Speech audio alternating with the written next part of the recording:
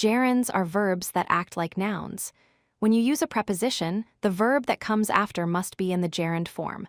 For example, we say, good at swimming, interested in reading. These are common uses in English. After prepositions, always use a gerund. A gerund is a verb ending in ing that functions as a noun.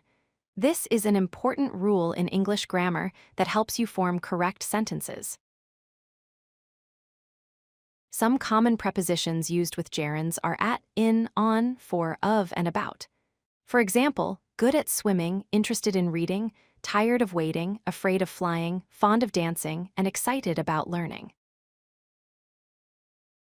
Here are more examples. Succeed in passing, apologize for being late, insist on helping, believe in trying, dream of traveling, and think about quitting. These help you practice the rule with different prepositions.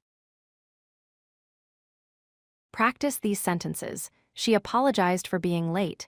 They succeeded in passing the test. He is looking forward to meeting you. We dreamed of traveling abroad.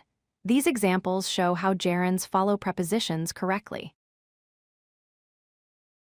Try to fill in the correct prepositions. She is interested blank learning new languages. They apologized blank being late to the meeting. He is good blank solving problems quickly. We insisted blank helping with the project. The answers are, she is interested in learning new languages. They apologized for being late. He is good at solving problems quickly. We insisted on helping with the project. Remember, always use the gerund form after prepositions. Remember these key points. After a preposition, always use a gerund with ing. Common pairs are at plus swimming, in plus reading, for plus being late, and on plus helping.